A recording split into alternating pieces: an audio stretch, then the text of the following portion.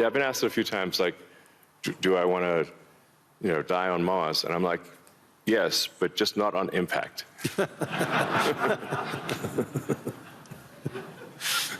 That's a good answer. Anyway, we're out of time. Hopefully everybody enjoyed this. There's so many myths around Elon Musk. I could tell you he's a great friend, and I constantly learn so much from him. And I'm totally inspired by what he has done. I've been inspired who he is, and I'm totally inspired by his vision of the future. And I don't think it's such a bad future, and I agree with his optimism. So, Elon, thank you. Any last words? Well, I think my last words would be, I would encourage everyone to be optimistic and excited about the future. Good. And generally, I think for quality of life, it is actually better to err on the side of being an optimist and wrong rather than a pessimist and right. On that note.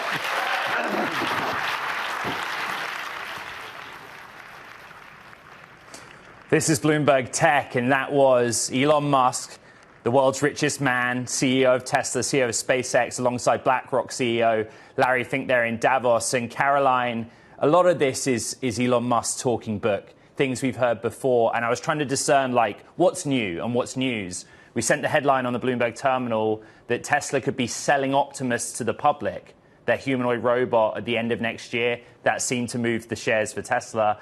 What else caught your ear? Because there was a lot.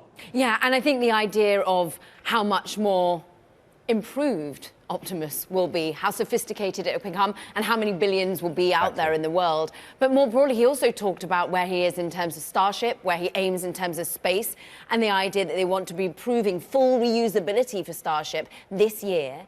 And of course, then the favorite talk of most CEOs at the moment, if you're in the world of AI, is putting AI data centers in space and what that means in terms of solar energy. There was a lot talked about in terms of energy. Did that take your interest? Because really that seems to be the bottleneck of choice at the moment. Yeah, Tesla has an energy division, right? And so it was obvious that he would kind of talk that part up. But this is something in the consciousness of the administration, the rest of supply chain. China dominates supply of solar energy. And whatever SpaceX's long-term ambitions are for data centers in space, clearly Larry Fink tried to get Elon Musk to say, hey, the US and Europe should be doing more. Musk didn't really bite, but he did go as far to say, well, look, this is what Tesla and SpaceX are doing over the next 2 to 3 years. No-brainer to have solar-powered compute in space, but also ramp up the output of cells, because if you don't sell them into markets like Europe, China does. Precisely. Also talking about how cheaper AI could become. Look, we're all thinking about the cost of compute, the cost of energy. If you put those AI data centers in the next 2 to 3 years, he's saying more broadly, space is the cheapest place to put AI in 2 to 3 years. It's interesting, the FT's just been sending a headline talking about Elon Musk, SpaceX lining up 4 banks for an IPO. So we are all in on the space story right now. And he was asked, what inspires you? And he said when he was a kid, he read science fiction books. So if you're a kid out there watching and you want to be the next Elon Musk, that's what you've got to do. We're also tracking and looking at live images of Blue Origin's new Shepard NS-38 latest mission. We're on a hold right now. The window had been due to open 11 a.m. Eastern time, 8 a.m. here on the West Coast for NS-38. By this point, 90 people have gone up on Blue Origin, but they're on a hold, a technical hold. We'll keep tracking it, but you can watch the launch on LiveGo on the Bloomberg terminal. Caro, there is a lot going on in financial markets too. There are, and more broadly, we're seeing a bit more optimism come to life in the markets. Look, the geopolitical angst put to one side, and the optimism returning about all things AI. At one point, we were thinking the narrative was all around NVIDIA and Jensen Huang being bullish once again on the $1 trillion of spending that's going to be going into the idea of AI data centers, the need for chips. But we've also got earnings on deck later today. That's something you're going to be digging into. At the moment, Nasdaq's up 0.6%, but look, we're in the green across the board when you're looking at every benchmark across the entire world, Ed. I'm taking a look at Intel because Intel posts after market. And even though the chip maker is still embattled, the stock has been on a hell of a run of late. On the week, up almost 15%, on track for its best week, I think, in quite a long time. But right now, we're treading water. Of course we are. Why? Because we'll wait and see actually the meat of what comes out of that earnings print, again, which is after the market close around 4 p.m. Eastern time. Caro, there are many news stories as well. There are in the private markets too. And guess what? OpenAI's fundraising. We knew that. But the CEO, Sam Altman, he's been really busy traveling in the Middle East. He's been meeting with top investors in an effort really to secure funding for an investment round that could total, get this, $50 billion. It's according to sources. Bloomberg's Shireen Ghaffari joining us to cover the story. I mean, the valuations are gargantuan. We're thinking up to $830 billion is where it could be. But the focus on the Middle East, perhaps unsurprising for these foundation AI labs. That's right. When you think about the pools of capital that are required for these kinds of mega fundraising rounds, you're tapping beyond the usual network of Silicon Valley VCs or even New York finance firms, right? And so that's why you see CEOs like Sam Altman traveling to places like Abu Dhabi to court investors. Shireen, we have tried to track this as closely as possible. I think one of the things reading the report is the detail of what we know about how Sam Altman operates. The travel, who he meets with, the specific names behind the sovereign wealth funds in the jurisdictions he's going to. Give us all the detail you can. Give us a good insight in what he's trying to pull off. I mean, if you think about it, this is a time when there is great interest in the Middle East and other regions and tapping into the AI boom. There are also other companies fundraising. We know Anthropic is also, set to finalize around very soon, as we've reported. SpaceX may be going IPO, but in the past they've also been fundraising. So we have, a limited, even when you get to these larger pools of capital that extend beyond the US's ability in terms of VC firms, there's still a limit to how much these sovereign wealth funds can give. So it requires travel, it requires relationships, right? It requires going out and actually meeting people, shaking hands, and hopefully securing a deal. This is a big deal. What we're hearing, right, just to recap, $50 billion target raise, $750 billion to $830 billion valuation, a lot of eyes on it. Bloomberg Shireen Ghaffari leading the team that's been reporting and tracking it. Now, coming up, Apple prepares to turn Siri into an AI chatbot as it aims to take on ChatGPT and OpenAI. We have the details next. This is Bloomberg Tech.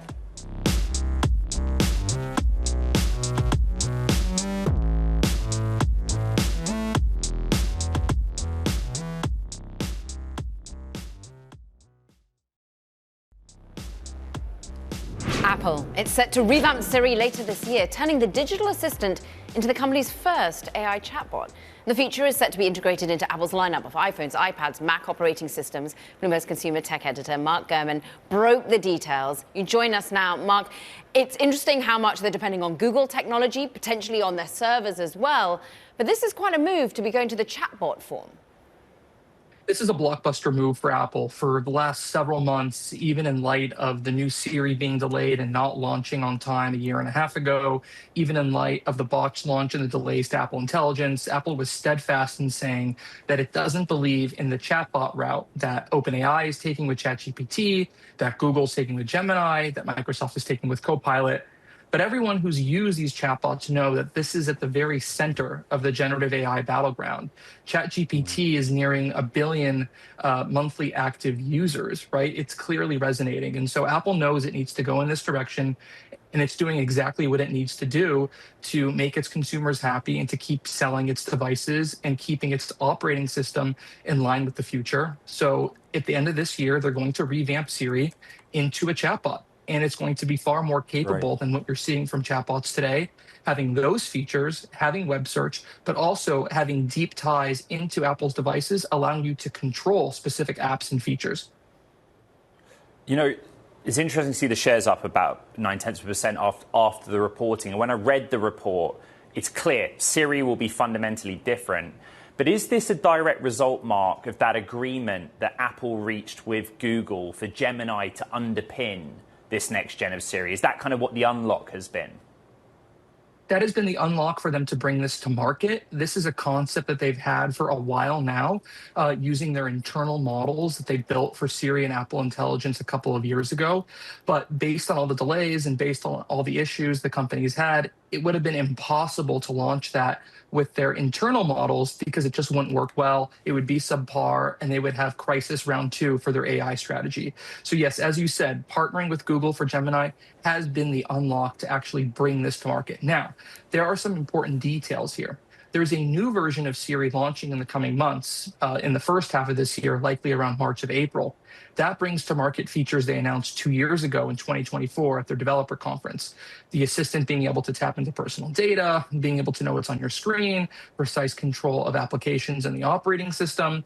And to do that, they're using a custom Gemini model that mixes with their internal models, runs in the cloud on Apple servers. But this chatbot is so powerful and needs to have as much functionality as possible to really compete with OpenAI and what Google and Microsoft offer today. So what they're discussing doing is actually running this Gemini model on Google's cloud platform services, as well as on Google TPUs, which is a big sea change for what Apple's doing currently with Gemini. Yeah, we've talked about the TPU unlock as well. Bloomberg's Mark Gurman back strong with a big scoop. Thank you very much. Let's turn to chips that power AI. Alibaba is preparing to IPO its chip-making arm, T-Head. Bloomberg's executive editor for tech, leading the Asia team, Peter Elstrom, joins us now. This is interesting. It's kind of a twofer. We know from our reporting they're planning to IPO this unit. But in the interim, they're also going to restructure it. What do we need to know? Yeah, that's right. It's a two-step process that Alibaba is looking at here. They're going to begin by restructuring the ownership of the company, allowing employees to own some of the shares here, and then later on they plan on taking it public. Now, this is an interesting move by Alibaba. Alibaba, of course, is an e-commerce company at its core. It's been diversifying into a number of different areas, including AI. They have one of the leading AI models in China with its Gwen platform. And they've been working on this chip effort, too. It's a bit like Amazon's push into being able to develop their own AI chips. And Google's, you talked about the TPUs. It's an interesting strategic move by Alibaba because they're deciding that they do want to go ahead and spin off that chip unit, see if they can give it some independence, give some ownership to the employees so that they'll have a motivation to be able to be competitive. But then they have a very big market to address here, and they have some very significant competitors in China and, of course, beyond China, too. More Threads Technologies just listed, Cambricon Technologies. Briefly, Peter, the context of the support from China on this. Well, this is national policy. As we've talked about a number of times before, the U.S. has cut off NVIDIA from selling its most advanced chips into China. In Beijing, that's seen as a very serious threat. They want to have some domestic alternatives to that. So they have a number of domestic players that are coming on strong. Huawei is leading the way. Cambricon is probably second. Cambricon is unknown in the West, really, but it's an $80 billion company. They're doing quite well. And so companies like Alibaba and More Threads and some of the other small players see a golden opportunity here. If they can develop the technology for these AI chips, they're going to have a very vibrant domestic market. Baidu also looking at doing something similar. Peter Elstrom, great breakdown. We thank you. Coming up, we'll hear from the CEO of Mistral on the global AI race. Spoiler alert, he says China is further ahead than you think. This is Bloomberg Tech.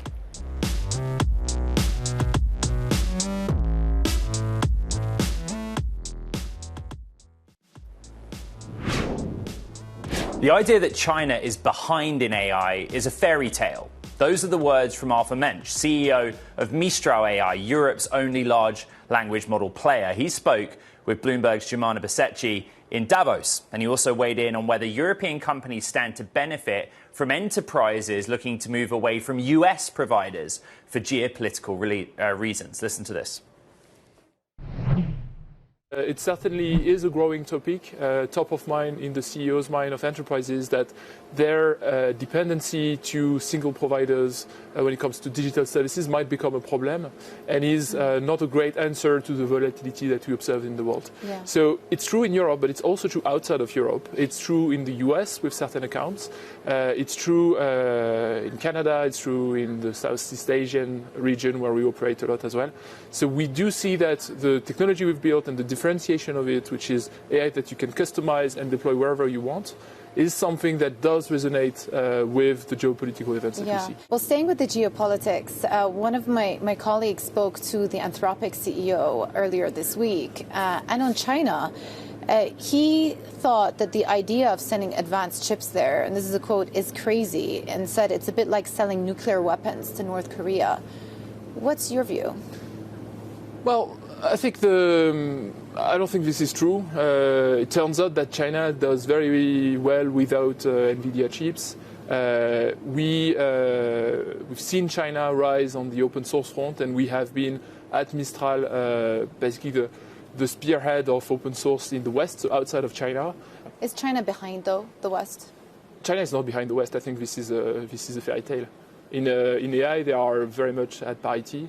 And the year ahead is going to be extremely interesting in that respect. We care about Europe maintaining its position, Europe maintaining its ability to train models, because we don't think that we should rely on open source Chinese models in very critical applications. So we need to be able to create our own models and to sell them to enterprises. So it's going to be very interesting, but it's a fairy tale that China is behind. Let's talk about your own business. Do you have a revenue goal for this year? Yeah, we do.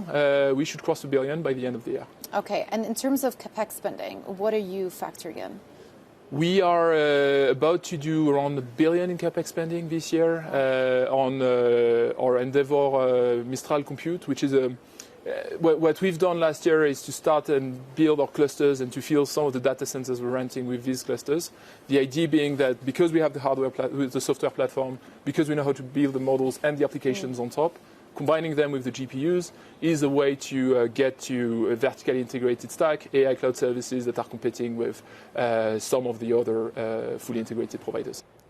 Mistral CEO Arthur Mensch there, along with Bloomberg's Jamala Basecci.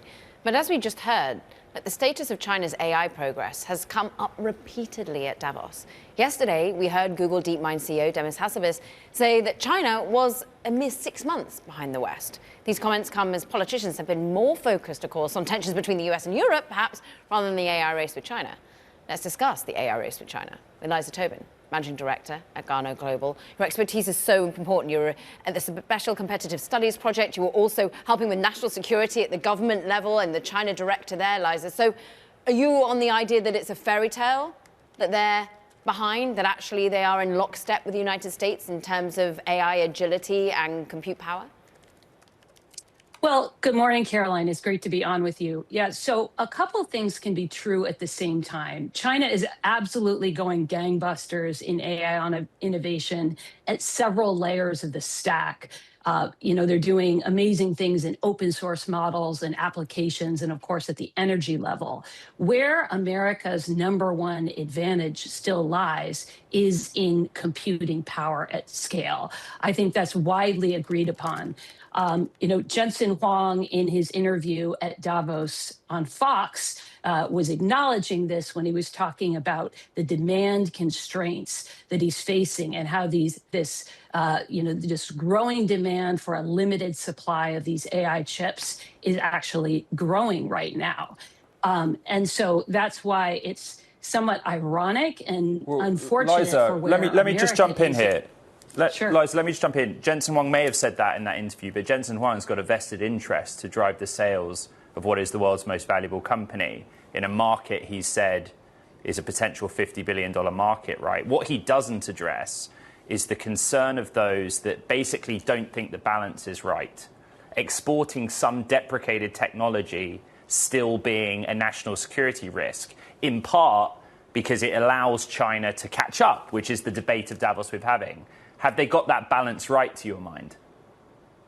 No, the current policy in the United States doesn't. They are the policy to license H200 chips to China is giving them a lifeline right where they need it most. The compute advantage that the United States has was poised to grow exponentially if the controls stay in place. But President Trump and Jensen Huang, for the reasons you suggest, NVIDIA wants a foothold in the China market. What's ironic, of course, is that now Xi Jinping is waffling about whether he's even going to let his companies buy many of these H200 chips because he wants to make sure that much of the demand is going to the domestic chip makers.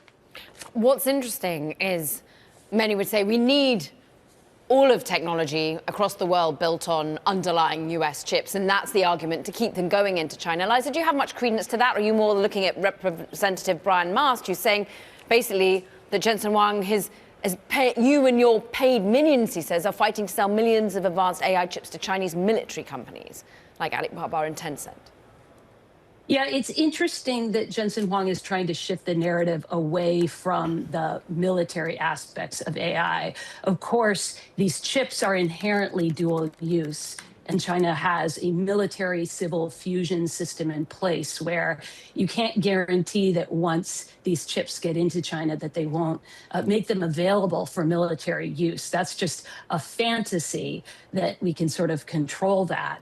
And so, but you see that narrative of these things potentially being used for military or intelligence uses is inconvenient. So Liza. Jensen Huang is trying to kind of pivot away from that.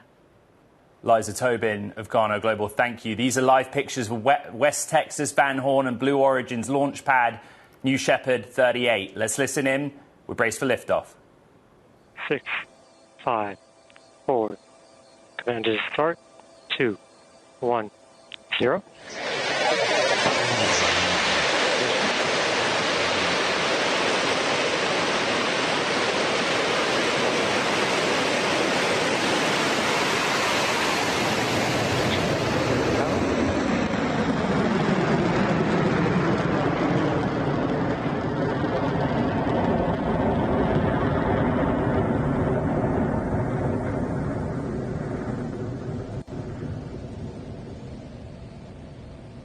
5,000 feet.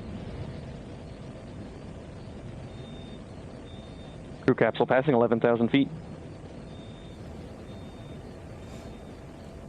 All right, New Shepard has Union throttle cleared down the for tower. fuel limiting. Take a look on your screen. On the left-hand side of the screen, you'll be able to follow along with our telemetry, giving you altitude and speed. And then on the bottom right-hand side of the screen, you'll be able to see how far we are into NS-38's flight.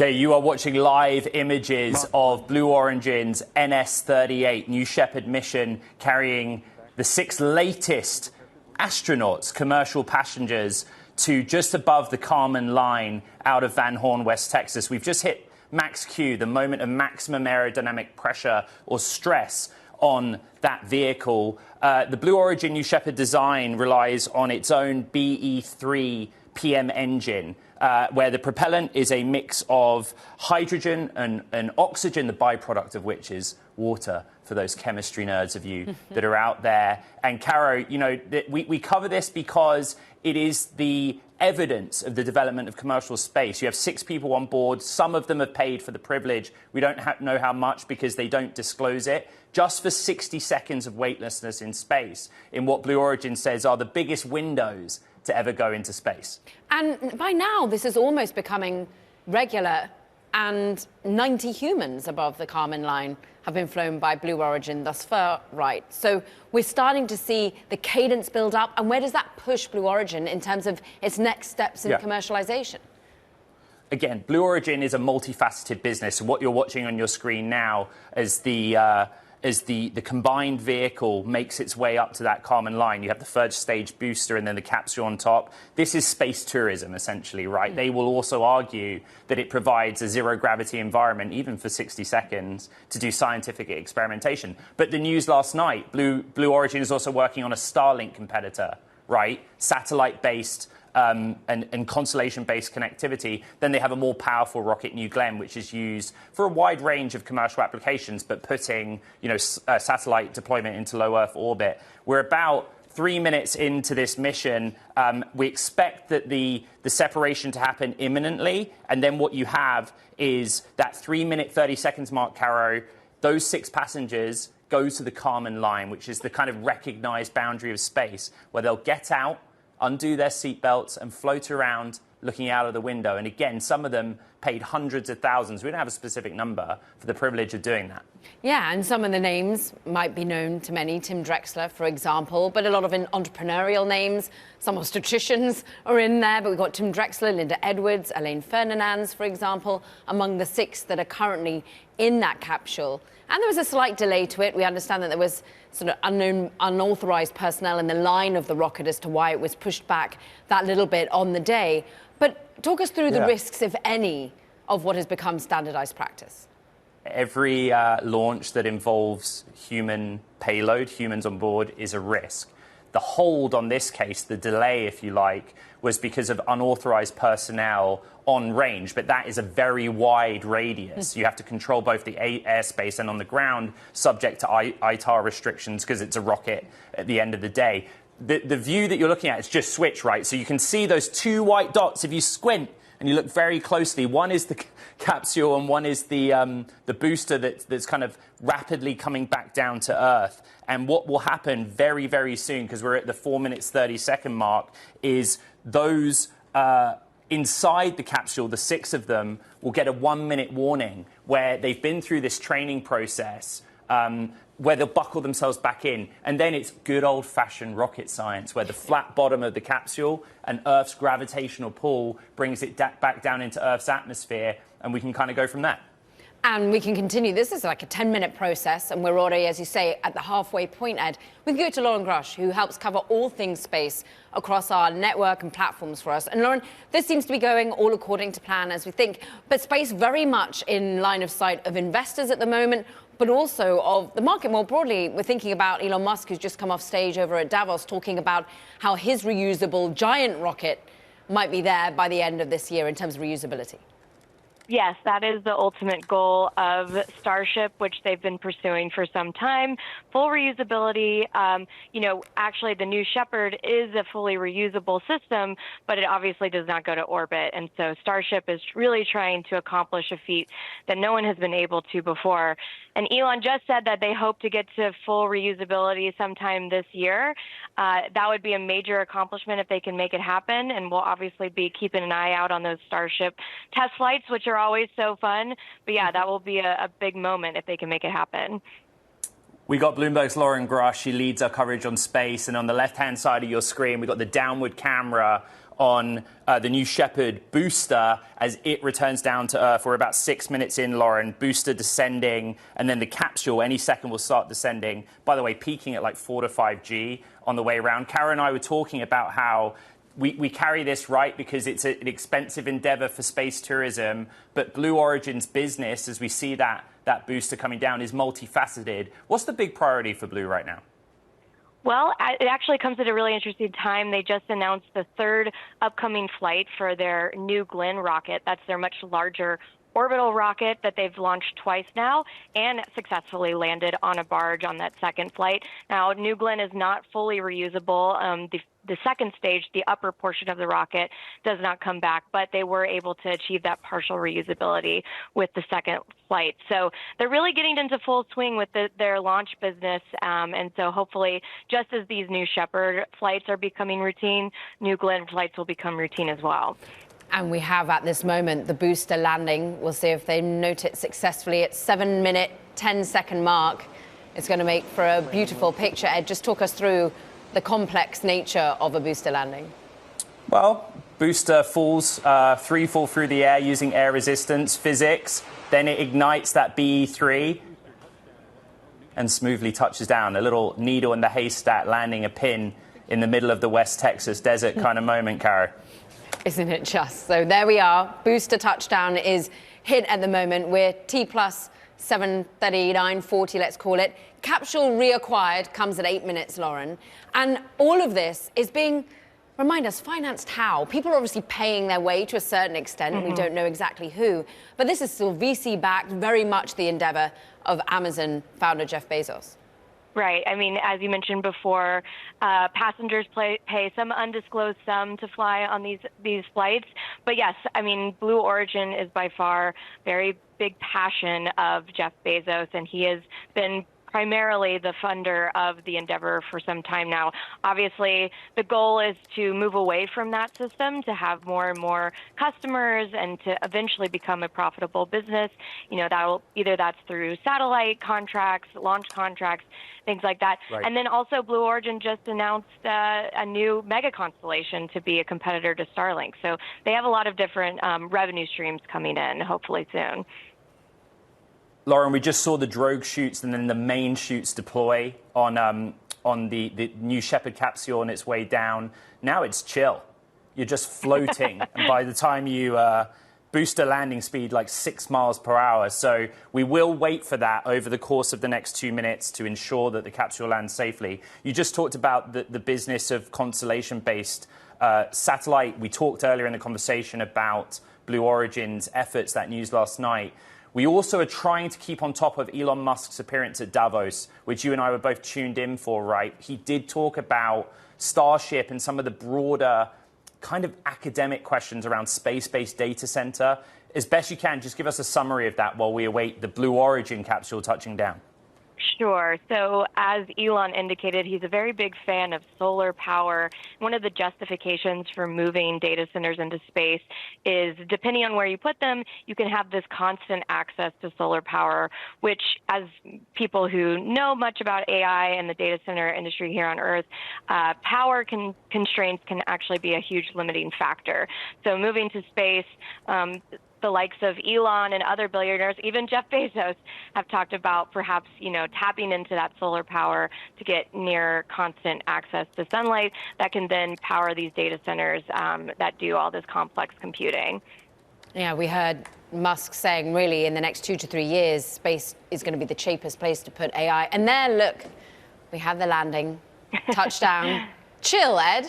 As you called it. It looks like quite a lot of dust being blown up. No, on a I just chill mean entry. like if you're going up at 3 Gs and you're coming down at 4 to 5 Gs, but the moment you touch the ground, it's just like a little boop. Then that's what I meant by chill. But again, we talked about this being routine, and sorry to interrupt, Caro.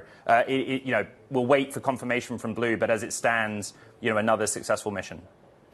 It is seemingly successful. We'll check in on those 6 astronauts as they're known and what the Karman line touching and the zero gravity feel was like for each individual. Lauren, we though always come back on Bloomberg to the financing of this, and we await potentially 2026 an enormous IPO of SpaceX as well. That must be something you're tuned in for.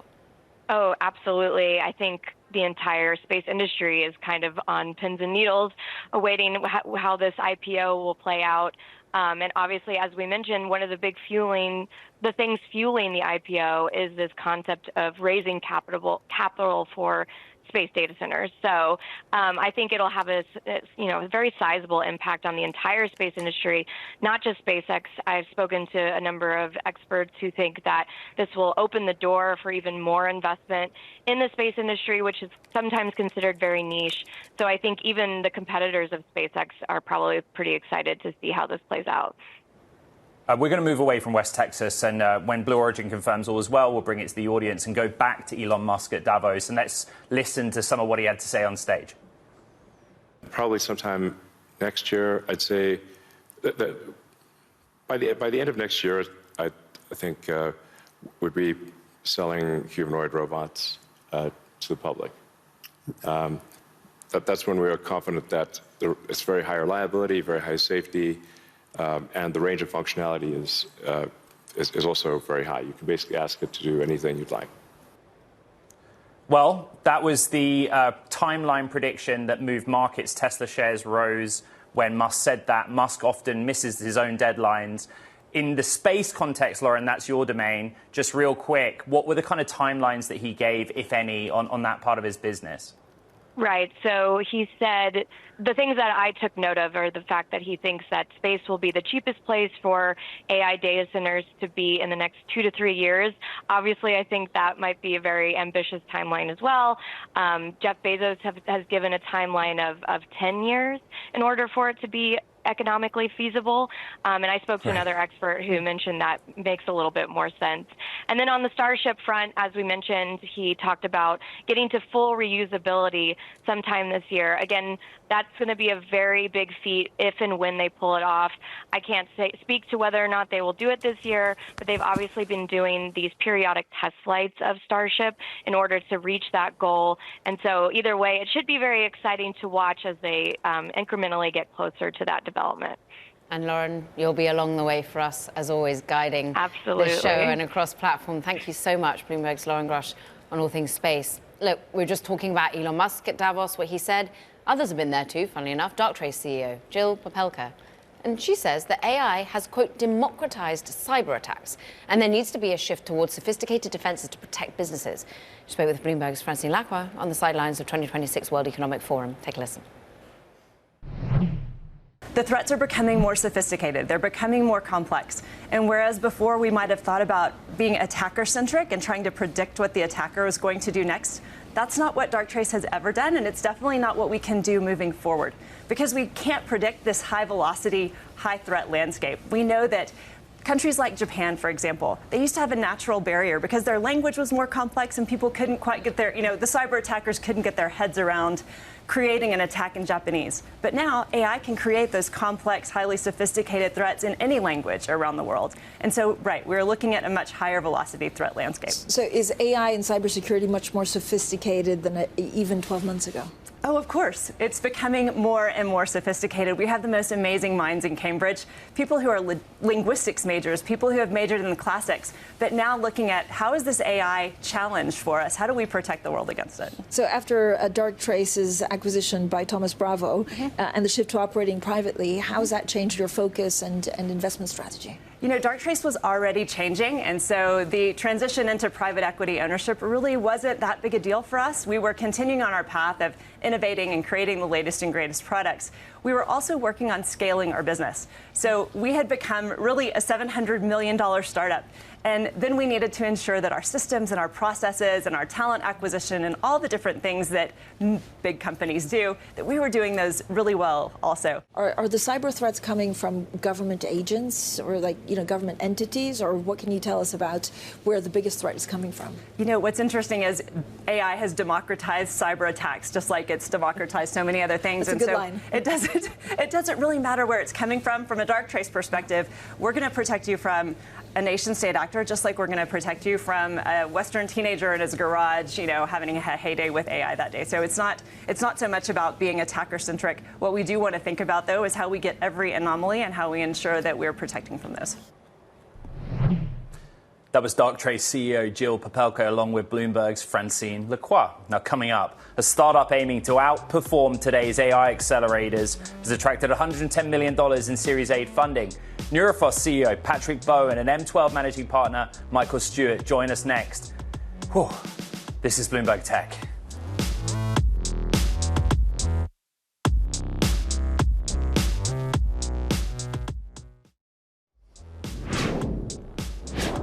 AI chip startup Neurophos has closed a $110 million Series A funding round. The company makes an optical processing unit with over 1 million micron-scale optical elements on a single chip.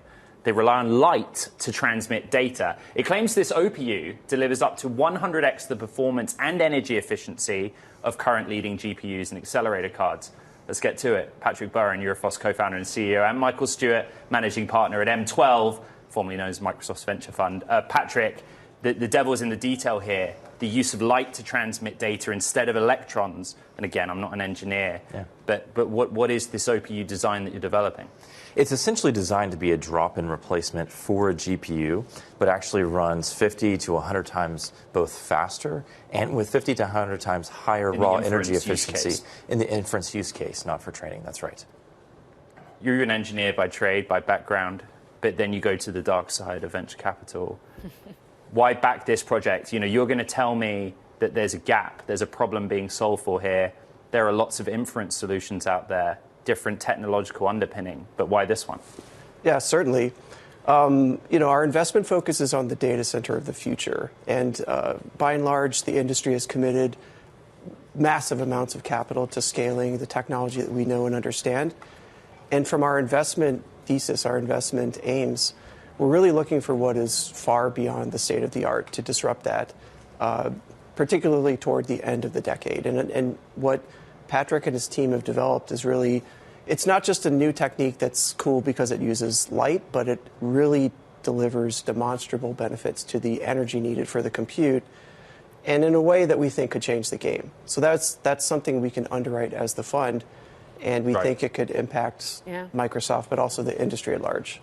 Okay, I'm interested, Patrick, on the next set of data centers are meant to be being built in space. If you're listening to Elon Musk over at Davos today, I'm interested as to whether that is something that you think is applicable to your technology, and how you think you're going to be beating what are quite a lot of competitors out there. There's Light Matter, IA Labs, Renovus, for example. Yeah, absolutely. I think the thing is, wherever you go, whether it's in space or it's on Earth, AI is fundamentally hardware limited, and the hardware is fundamentally power limited, right? And the move to space is an attempt to try to solve the power consumption part of the problem. But wherever you go, even in space, power is still going to be limited, and we're solving that problem at the fundamental physics level. Are you, Michael, seeing the adoption by, well, those out there at the moment building the data centers for such new, interesting technology?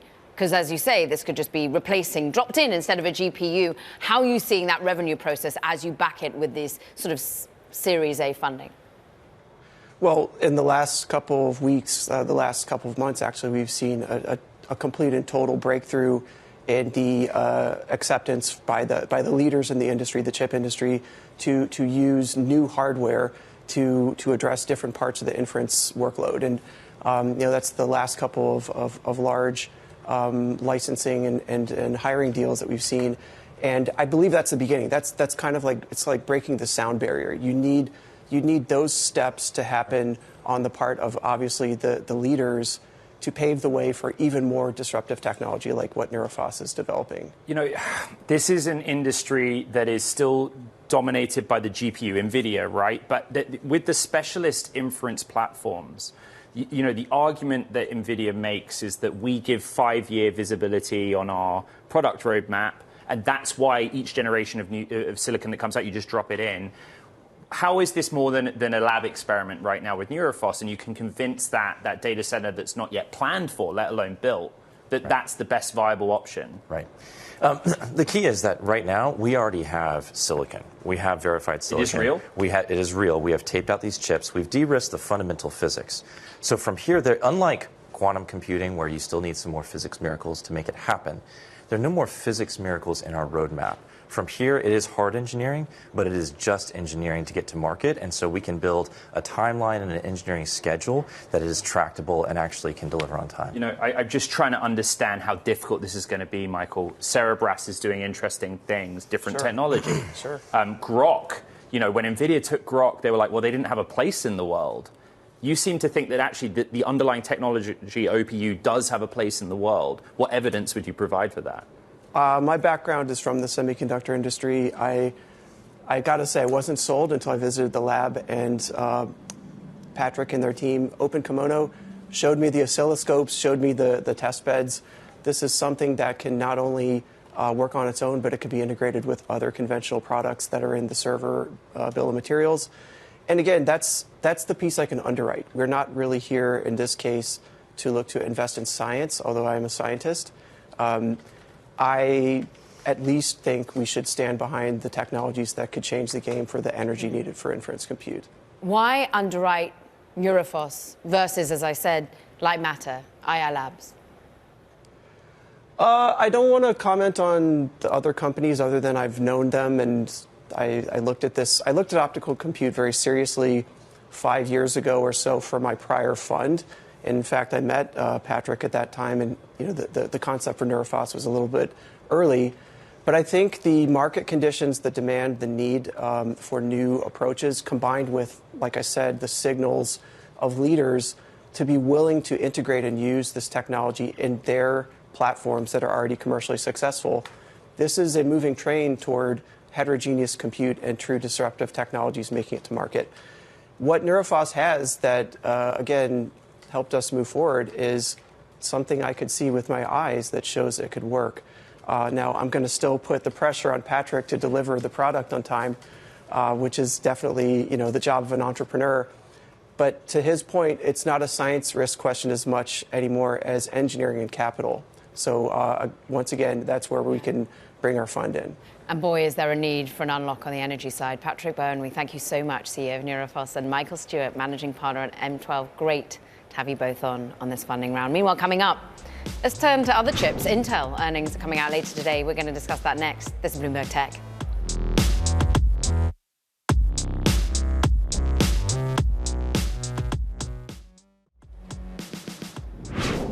Intel's down 0.5 percentage point, but in reality, Carrot's just treading water ahead of earnings after the bell. It's up 15% in a short US week because of the holiday, and it's up like 46% year to date. And whatever it tells us about AI, the reality is right now, its bread and butter business, CPUs, is in demand, and that's really helping it.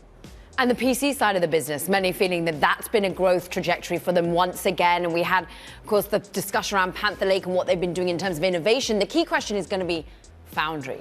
Where is that actually going in terms of clear direction? Revenues are likely to fall for this fiscal quarter that they're reporting on, Ed, by 6%. It's only growth come the second half of 2026, right? Yeah, and probably some updates on Lip-Bu Tan, the CEO, and like what's his relationship like with the president, one of his shareholders now, the United States of America.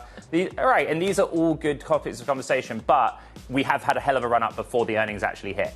Yeah, so maybe a bit of digestion just before they come out. But digest more of this edition of Bloomberg Tech. It's over for now, but Ed, the podcast. Yeah, check out the pod. Astonishing episode, to be frank. I mean, lots to recap. You know where to find it. iHeart, Spotify, and on Apple and all Bloomberg platforms. This is Bloomberg Tech.